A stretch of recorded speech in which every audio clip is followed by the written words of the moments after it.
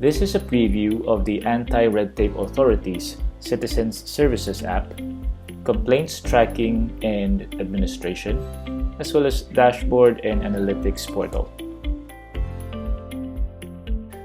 The complaints capture workflow begins with the citizen installing the app from Google Play or from the ARTA website and registering for a community services account. So the community or the citizen registers his name, his full name, puts in his contact details, as well as a residential address to make sure that we verify his identity and that the complaint is actually valid, as well as his email address and password for user credentials while he's logged on using the ARTA application moving forward. In this example, we are trying to register using an email address that was already previously entered, and the system tells us that another user has or is using that email address.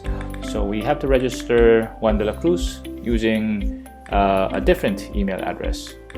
So there's some sort of validation, at least at the email address level, for users creating their individual accounts.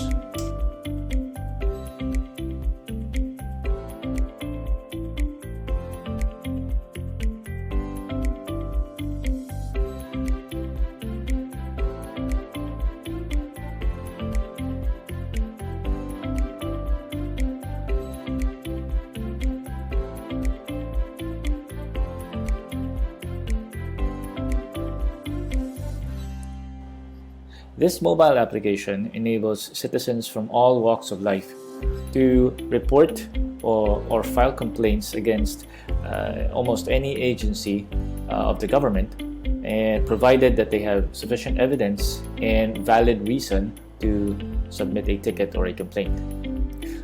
It's as simple as choosing the type of complaint and basically category of your ticket or your issue with a government entity, selecting that government entity, as well as providing evidence such as when the complaint or the issue, the concern happened, basically the complaint date, and what the location of the agency is. In this case, DFA in Asiana, and then I'm filing a complaint against a certain officer that is rejecting my passport renewal or documents for my passport renewal. I'm putting that complaint description in this evidence box or complaint field, and I can also attach files, photos, scans, or videos in the attachment should I wish to do that.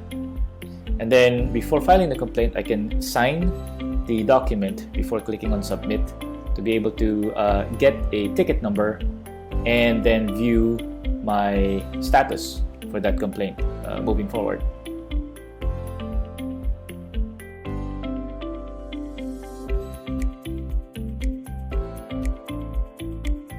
After the citizen files his complaint, a ARTA administrator or someone that verifies the complaints goes into the administration portal, which is where the dashboard and the full complaint processing system or the capturing system is. Depending on the agencies that are assigned to an individual, an ARTA complaints verification staff can have access to numerous agencies, or at least complaints filed against numerous agencies. The complaints verification officer then looks at the unassigned or unprocessed tickets in his queue. So he sees that there's one new ticket, ticket number 25, submitted by a citizen, and he clicks on that to review the details of the complaint. In this case, you can see that there's some information here leading to DFA, a complaint filed against DFA Asiana. The verifications officer also reviews if there are any initial resolutions or activities that happened in this ticket. There are none. He looks at the service level or the trigger dates for this ticket, and he sees that there are some messages by the system back to the complainant.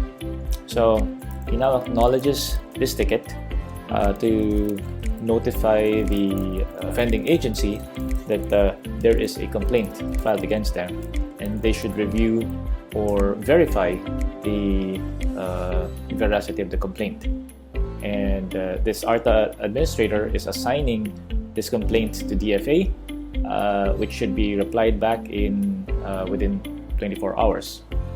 Now, this sends an email message and a alert in the app to the DFA representative, who must log into the app and verify and acknowledge the complaint or the ticket.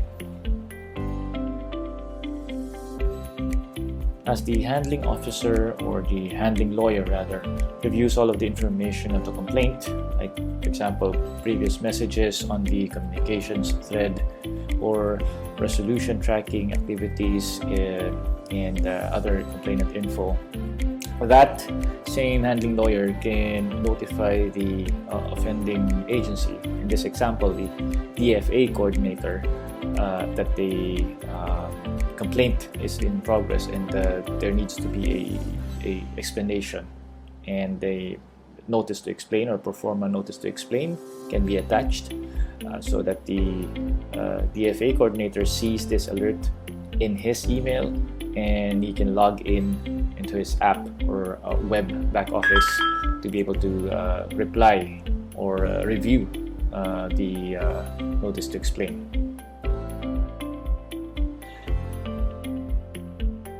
That notice to explain obviously will most likely be in a format, a pre-formatted document.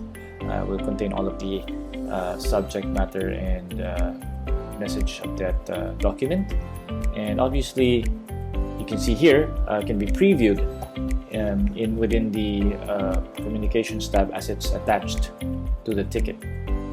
Now, that handling lawyer can also schedule or pre-schedule certain activities like meetings, Zoom calls, or in-person reviews with the agency involved, and assign this to either a team or an individual in the complaint agency. In this example, an online meeting will be scheduled by this handling lawyer to call the offending agency or the complaint agency to review the document that they sent, a notice to explain, and this can be scheduled for a future date, which will then alert both the DFA coordinator and the ARTA handling lawyer. So this alert will be done in email and within the web application as well. So both parties, ARTA and the complained agency, will be notified prior to the call happening.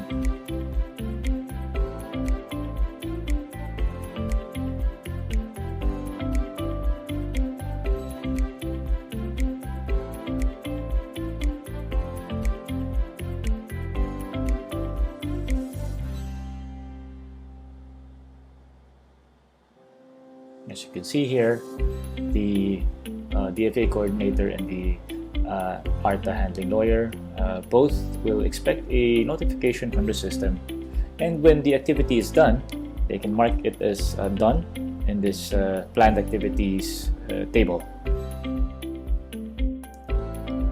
On the other hand, the complained agency or a representative of the offending agency, in this example DFA, after they received a notification via email, can log in to the back office using their own username and password, as you can see here, logging into the system and then reviewing the information of the complainant's ticket. So they can see how long or how far back the last activity was on this ticket. As you can see here, there was an activity logged by the ARTA handling lawyer, an online meeting to be scheduled, and then a notice to explain that was attached in the complaint. So now I'm printing this as the DFA coordinator so that I can circulate this within my office and then review the details of that complaint, and then prepare my reply if I need to prepare a reply, a formal reply. And as I'm doing that, I have the option to log or at least lodge an activity, record an activity in the communications tab. So at least there will be movement from my agency that I have acknowledged and at least have seen the complaint that was filed to my agency. Now, what this does is it enables an activity to be logged there, and then at least the service level agreement or the reaction time, whether 2 days or 7 days is prescribed, is then mitigated because there is a response. According to the system, there is a response that happens coming from DFA. Now, on the other hand, if I also wanted to mitigate the escalation date, in this case, an escalation date that is coming within the week, then I can also lodge an activity. Let's say, for example, a review or an ongoing review, an action to review the merits of the notice to explain. And by the flowchart that was given to us, this reflects a action from the offending agency and enables the offending agency or the complained agency to then reply back and say, we will answer this complaint within 2 or 7 days or whatever kind of complexity or duration that needs to be said, but at least do that in a transparent and auditable fashion.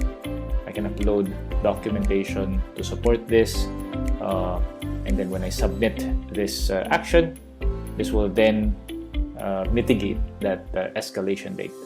And at least the complainant, ARTA, and the offending agency all have a transparent log of activities.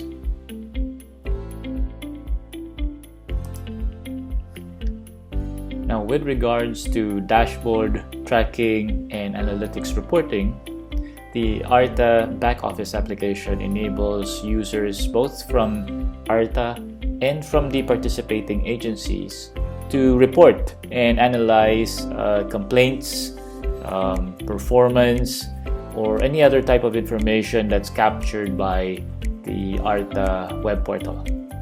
Now, in this case, we're showing you a dashboard of the complaints, showing the complaints by agency, an overview on Artemis activities, KPIs that's mentioned or monitored on the Nehemiah program, as well as regulatory impact assessment training activities, and PIBRIS overview of submissions versus regulations that have been reviewed. And there are also sub-dashboards on this live reporting portal that can be configured for sub-departments. For example, DDG for operations, DDG for legal, other dashboards for the Better Regulations Office that shows the regulatory review or the training for agencies by sector, things like compliance monitoring reports that show details and KPIs on, for example, Artemis activities or other compliance KPIs that are being monitored by ARTA and its participating agencies.